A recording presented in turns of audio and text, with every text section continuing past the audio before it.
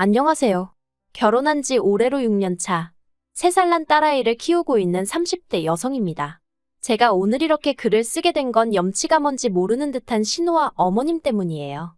사실 신우랑 어머님이 어떻건 간에 남편만이라도 제정신이면 제가 이렇게 글을 쓰는 일까진 없었을 텐데. 팔은 안으로 굽는다더니 남편도 은근슬쩍 신우랑 어머님 편을 드는 게 아주 꼴사나워 죽겠네요. 그런데 제가 이혼하자니까 그건 또 못한다고 징징거리고. 사람 성품이 나쁜 건 아닌데 맺고 끊는 걸 잘 못하다 보니 그 여파가 전부 다 저에게 오는 듯합니다. 남편하고는 지인의 소개로 만났지만 바로 연애를 시작한 것은 아니었어요. 당시 남편이나 저나 직장을 다니는 회사원이었는데 둘 다 워낙 일이 바쁘다 보니 서로를 알아갈 만한 시간적 여유가 없었거든요. 그래서 거의 서로 연락처만 가지고 있는 수준으로 1년이란 시간을 흘려보냈다가 우연한 계기로 다시 연락을 주고받기 시작했고, 그리고 이후로 급속도로 가까워져 연인이 되었네요. 연애하는 동안 어느 다른 연인들처럼 저희도 별것도 아닌 일로 다투기도 하고 마음 상해하기도 하고, 하지만 헤어진 애만에 그런 소리까지 해본 적은 없어요. 보통은 한두 시간 내에는 풀리고 길어도 하루 이상을 가지 않았죠. 말 그대로 남들 하는 만큼의 평범한 연애를 했어요. 그리고 사귄 지 1년 반이 지났을 무렵 남편이 장미꽃 한 다발을 내밀며 프로포즈를 해와서 결혼까지 약속하게 되었죠. 그때만 해도 정말이지 제가 남편과 이혼까지 생각하게 될 줄은 몰랐다니까요. 결혼할 때 양가로부터 받은 도움은 없어요. 원래는 친정에서 5천 해주신다고 했고 시댁에서도 그러면 똑같이 5천을 맞춰주시겠다 했었는데 신우가 말 그대로 미쳐날뛰었거든요. 신우는 남편보다 2살 어렸지만 혼전 임신을 했던 탓에 남편보다 한참 일찍 시집을 갔어요. 그리고 그때 어머님이 혼전 임신으로 시집 가는 딸이 너무 미워서 한 푼도 안 해주셨다고 들었습니다. 어머님 말씀으로는 혼전 임신이고 뭐고 당신은 당신 딸밖에 안 보였기에 애지우고 결혼하지 말라고 하셨었대요. 그런데 신우가 그런 어머님의 마음을 몰라주고는 어머님더러 사람도 아니라면서 딸이 차마 엄마한테 할 소리가 아닌 말들을 퍼부어댔었다네요. 남편 말로는 거의 쌍욕 수준이었다고요. 결국 그때 어머님과 신우의 감정에 골이 있는 대로 깊어져서 어머님이 한 푼도 안 해주셨던 건데 신우가 그 이야기를 들먹이며 왜 자기는 해줘놓고 오빠만 해주냐면서 아주 중내산의 난리가 났던 거죠. 참고로 저는 결혼하고 나서야 신우 성격이 말 그대로 핵폭탄급이라는 걸 알았어요. 아무튼 그래서 남편이 그냥 자기도 한 푼도 안 받고 결혼하겠다 했고 저는 시댁에서 하나도 안 해주신다고 하니 친정에도 그럼 손 벌리지 않겠다 뭐 그렇게 얘기가 된 거예요. 그리고 솔직히 저도 사람인데 처음엔 이런 상황 자체가 어이가 없기도 하고 짜증도 나더라고요. 1억이란 돈이 적다면 적은 돈이지만 그래도 그 돈이 있고 없고에 따라 저희 부부의 출발선이 달라질 수도 있었으니까요. 하지만 지금은 솔직히 안 받길 잘했다는 생각이에요. 덕분에 양가 부모님께도 좀 더 떳떳한 기분이고 지금 저희가 이뤄놓은 것에 대해서 자부심이 있거든요. 그리고 무엇보다도 결혼하고 나서 시부모님 생활하시는 걸 이렇게 저렇게 보니까 남편 말과는 달리 노후 준비도 제대로 되어 있지 않은 듯해요. 그러니 여러 가지로 안 받길 잘했다 싶은 거죠. 저희는 있는 돈 없는 돈 전부 다 끌어다가 수도권에 아파트를 구해 신혼생활을 시작했습니다. 신혼은 신혼대로 즐기되 1년 안에는 아이를 갖겠다는 계획도 세웠고요. 딸이든 아들이든 그런 건 중요한 문제가 아니었어요. 그런데 어째서인지 2년이 지나도록 도통 임신이 되질 않았습니다. 딱히 피임을 하는 것도 아니었는데 말이죠. 결국 도저히 안 되겠다 싶어서 남편하고 같이 병원을 찾았는데 병원에서도 이렇다 할 원인이 안 보인다 하니 이제 와서 말이지만 그때부턴 정말 하루하루가 피가 마르는 기분이었습니다. 그리고 그 스트레스가 이만저만이 아니었던 건지 결국 하루는 제가 출근하는 버스에서 기절까지 했네요. 다행히 어딜 다치지는 않았지만 양가 어른들도 그렇고 당사자인 저나 남편까지 큰 충격을 받았죠. 그리고 며칠 뒤 남편이 당분간은 몸과 마음을 돌보며 엄마가 될 준비를 하는 게 어떻겠냐며 퇴사를 권하더라고요. 솔직히 처음엔 남편이 너무 이기적이란 생각도 들었고 상황 자체가 짜증이 났어요. 하지만 남편은 정말 제가 걱정돼서 꺼낸 이야기였다는 걸 알았기에 결국 남편과 상의 끝에 저는 퇴사를 했습니다. 이후로는 집에서 잘 자고 잘 먹고 돌이켜 생각해보면 사회생활 시작한 이후로 그렇게 늘어져 있어 본 적이 없었던 것 같아요. 아무튼 그리고 정말 놀랍게도 저는 퇴사 3달 만에 임신을 하게 되었습니다. 그리고 눈에 넣어도 아프지 않을 딸을 낳게 되었죠. 자식을 키우는 게 쉬운 일이 아니라는 건 이미 너무 많이 보고 들어서 알고는 있었지만 그래도 말 그대로 장난이 아니더라고요. 누가 애만 봐준다고 하면 그냥 차라리 하루라도 빨리 출근을 하고 싶은 기분이었달까요?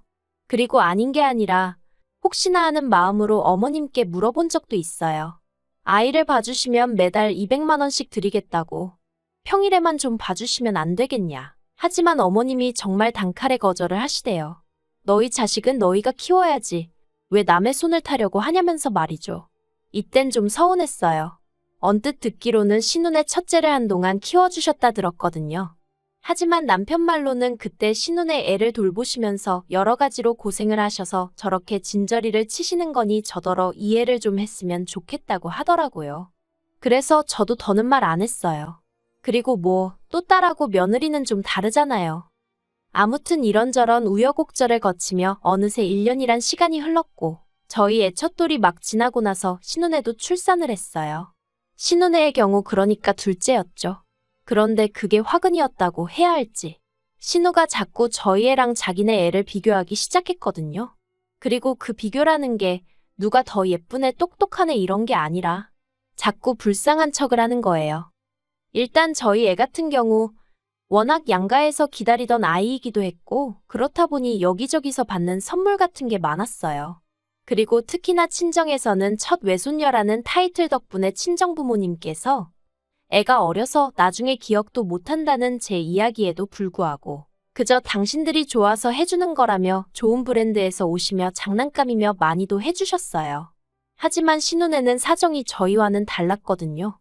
일단 당장 시부모님도 가뜩이나 벌이도 마땅치 않은 데다가 시매부도 탐탁치 않아 하시는 상황이었는데 그 와중에 신우가 둘째를 낳았다는 걸 이해가 안 된다는 식으로 표현하셨어요.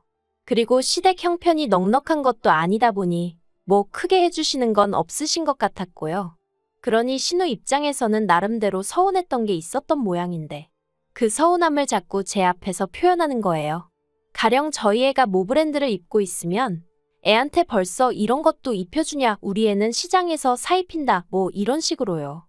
그리고 저는 저대로 그런 말을 들으면 마음이 편치 않아서 처음엔 저희의 물건 중에 안 쓰는 걸로 한두 개 챙겨주고 그랬는데 그런 제 태도가 문제였을까요?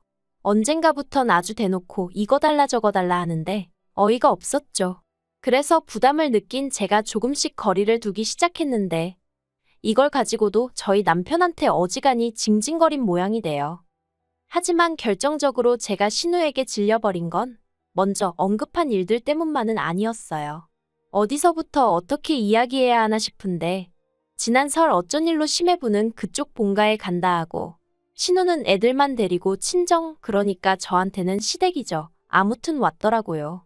그리고 그때 둘 사이에 무슨 일이라도 있나? 잠깐 생각은 했었는데 아니나 다를까 얼마 지나지 않아 신우랑 시매부 사이가 좋지 않다는 이야기가 조금씩 들려오대요. 하지만 아무리 신우네 이야기라고 해도 엄연히 남의 집 가정사였던 만큼 남편에게 따로 뭘 묻고 그러진 않았어요.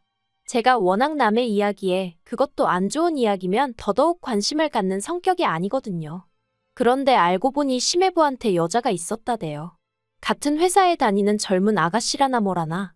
그 아가씨도 제정신이 아닌 거죠. 저희 시매부라지만 참으로 별 볼 일 없는 유부남인데. 아무튼 그래서 시매부가 이혼하자고 그랬나 봐요. 애들은 자기가 키울 테니 재산만 받고 이혼해달라고요. 그런데 신우가 자기 재산 필요 없다고 애들만 달라고 했대요. 양육비도 안 받겠다면서요. 솔직히 그 이야기 듣고 어이가 없었어요. 재산이 애들보다 더 좋다 뭐 그런 건 아니지만 도대체 무슨 생각으로 돈도 필요 없다 애들만 달라 그런 건가 싶어서요. 요새 애들 키우는데 돈이 한두 푼 드는 것도 아닌데. 아무튼 그렇다고 마음 떠났다는 남자 붙들고 살라고 할 수는 없잖아요. 신우랑 제 사이가 그런 조언을 주고받을 관계도 아니고. 그래서 저는 아무 말도 안 했고 아무튼 그렇게 두 사람이 이혼을 했어요. 그런데 그 두 사람의 이혼이 제 결혼 생활에도 영향을 미칠 거라곤 그땐 미처 생각지 못했습니다. 신우는 결혼 이후로 계속해서 전업주부로 살았고 그랬기에 딱히 경력이라던가 내세울 게 없었어요. 그러니 이혼 이야기가 오가기 시작한 무렵부터는 정말 이혼하게 되면 뭘 해먹고 살아야 하냐며 이래저래 고민이 많은 눈치였죠. 그래서 한 번은 보다 못한 제가 지나가는 말로 기술이라도 배워두면 좋지 않겠냐니까. 어느 세월에 뭘 배워서 돈을 버냐며 오히려 짜증을 내대요. 좀 황당했죠. 기술도 없고 경력도 없는 자기를 그럼 누가 써줄 거라고 생각하는 건가 싶어서. 하지만 평양 감사도 본인이 싫으면 그만이라고 그냥 무조건 싫다는 사람한테 제가 무슨 말을 더 하나 싶더라고요. 그래서 저도 더는 아무 말도 안 했어요. 그리고 다행히 얼마 후 신우 사는 동네에 엄청 큰 마트가 오픈을 해서 거기서 계산원으로 일을 하기로 했다대요. 그렇게 이제 그런 대로 정리가 되었나 했는데 신우가 계산원으로 일한 지 한 달이나 됐나 싶은 무렵 때려쳤다는 소식이 들려왔어요. 자기가 아무리 계산해봐도 시간당 10,000원 받아가면서 애들 키울 돈을 못 벌 것 같아서 관뒀다고요. 어이가 없고 기도 안 차대요. 하지만 신우는 계속해서 이렇게는 못 산다며 말 그대로 지 잘났다고 떠들어대더니 이달 초 자기가 밤에만 일하고 대신 한 달에 400만 원씩 받을 수 있는 일을 찾았답니다. 당황스러웠죠. 어떤 일이 밤에만 일을 하는데 400씩이나 주나 싶은 게. 그리고 이내 안 좋은 생각이 들어서 저랑 남편이 신우를 붙들고 도대체 무슨 일이냐 몇 번이나 물었는데 입을 정말 딱 다물고 죽어도 말을 안 해주는 거예요. 한다는 말이라곤 남 부끄러운 짓은 안 한다. 합법적인 일이다. 아니 다 큰 성인이 말을 안 해주는데 저희가 뭘 어떻게 할 수 있었겠어요. 결국 뭔지도 모르면서 말려도 보고 화도 내보고 그러다가 결국 두 손 두 발 다 들었죠. 그리고는 이달 초 시부모님한테 연락이 왔습니다. 기니 할 이야기가 있어서 그렇다며 남편하고 오라고 하시더라고요. 혹시 돈 이야기인가 싶었지만 결혼 전부터 남편하고 분명히 해둔 것들 중 하나가 가족과는 돈 거래를 하지 않는다였기 때문에 이 부분만큼은 별 걱정이 없었거든요. 그래서 아무튼 어머님의 한껏 진지하신 목소리와 별개로 저는 비교적 가벼운 마음으로 시댁을 찾았는데 거기서 생각지도 못한 이야기를 듣게 되었죠. 어머님이 이리저리 돌려가며 이야기를 꺼내셨지만 말씀의 포인트는 저희더러 아니 저더러 시조카 둘을 맡아주라는 것이었습니다. 정말 너무 놀라고 당황스러워서 심장이 벌렁벌렁거린다는 게 이런 거구나 싶었어요. 제가 갑자기 그게 무슨 말씀이시냐 되물으니 어머님이 하시는 말씀이 신우가 하는 일이 뭔지는 당신도 모르신답니다. 하지만 그 일을 하려면 낮에는 신우가 좀 쉬어야 하는데 애들이 둘이나 되니 도통 신우가 쉴 수가 없어서 힘들어한다는 거예요. 그러니 애들을 누가 좀 맡아줘야겠는데 생각해보니까 제가 지금 육아하느라 어디 회사를 다니는 것도 아니지 않냐면서 하나 돌보는 거나 셋 돌보는 거나 별 차이 없을 거라고. 저더러 시조카 좀 맡아주라나요? 그래서 제가 그게 말이 되냐고 못한다고 했어요. 가뜩이나 하나 돌보는 것도 정말 진땀이 뻘뻘 나는데 어떻게 시조카들까지 보느냐고 어머님한테 이런 이야기를 하시는 것 자체가 서운하다고도 했죠. 하지만 어머님께선 계속 미안하다 하시면서도 그래도 가족끼리 도와줘야지 어떻게 모른 척을 하냐는데. 그리고 그 순간 저도 모르게 어머님께 그럼 어머님이 좀 봐주시면 되지 않냐 했습니다. 시조카들 입장에서도 외숙모보다는 할머니가 편하지 않겠냐고요. 그랬더니 어머님 말씀이 당신은 체력이 딸려서 못한다며 저더러 집에서 애 키운다는 핑계로 일도 안 하지 않냐. 시조카들 봐주면 그래도 신우가 달에 100만 원은 주겠다고 하더라. 어머님은 200만 원을 드린다고 해도 애는 못 봐준다 하셔놓고 저더러는 100만 원 받고 시조카 둘을 보라는 건가 싶은 게 생각할수록 어처구니가 없더라니까요. 사실 저는 그래도 어머님은 신우에 비해 사리분별이 되시고 경우가 있으신 분인 줄 알았어요.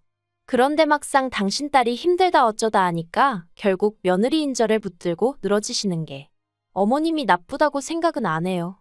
제일 나쁜 건 신우죠. 자기 하나 때문에 시부모님 저 그리고 중간에서 이도저도 못하다가 욕먹는 저희 남편까지 몇 명이 지금 불편해진 건지. 그런데도 저희 신우는 자기가 세상에서 제일 불쌍하다고 생각하는 모양입니다.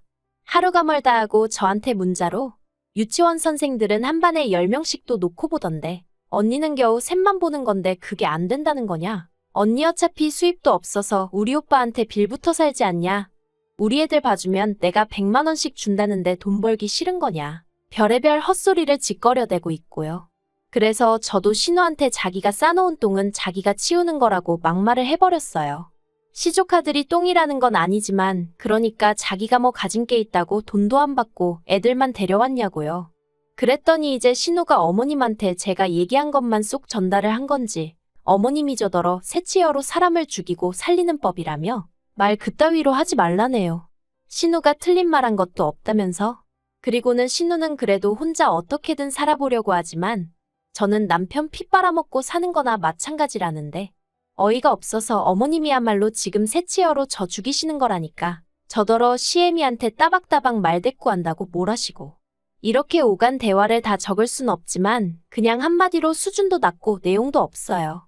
그래서 남편한테 신우 문제로 더 이상 나한테 연락 안 오게 하라고 했더니 그래도 어떻게 그러냐입니다. 그냥 좀 안쓰럽게 생각해주면 안 되냐면서. 그래서 제가 남편더러 그럼 내가 우리 딸 데리고 나가줄 테니 네가 신우한테 100만 원씩 받으면서 시조카들 봐주던지 하라 했습니다. 그리고 핏줄들끼리 한데 똘똘 뭉쳐 살라고요. 그러니까 남편이 그런 뜻은 아니었다면서 자긴 저나 저희 딸 없으면 못 산다나요? 엄청난 사이다도 아니고 솔직히 당분간 해결될 문제가 아니라는 건 알아요. 하지만 적어도 저랑 어머님 사이에서 그리고 저랑 신우 사이에서 차마 얼굴 보고 살 사람들끼리 할 말이 아닌 게 워낙 많이 오고 가서 당분간 제가 시조카들 봐줄 일은 없겠다 싶어요. 그리고 저는 저희의 어린이집 입소하는 대로 복직할 생각입니다. 그러면 자기들도 더는 저한테 어떻게 삐대보려는 생각은 못하겠죠. 신우가 꼴 보기 싫고 확실히 정리 못하는 남편도 짜증나지만 그렇다고 이혼해버리면 졸지에 저희 애는 한부모 가정이 되는 건데 그럴 순 없겠다 싶어서 제 나름대로 현실적인 해결 방안을 찾았다고 생각해요. 이렇게 별꼴을 겪어보니까 상상했던 것처럼 속 시원한 결말을 내기가 쉽진 않네요. 그래도 제 딴에는 최대한 방어하고 같이 싸우고 노력해서 그런가 후회는 없어요. 아무쪼록 신우도 좀 정신 차리고 현실 감각을 키웠으면 좋겠습니다.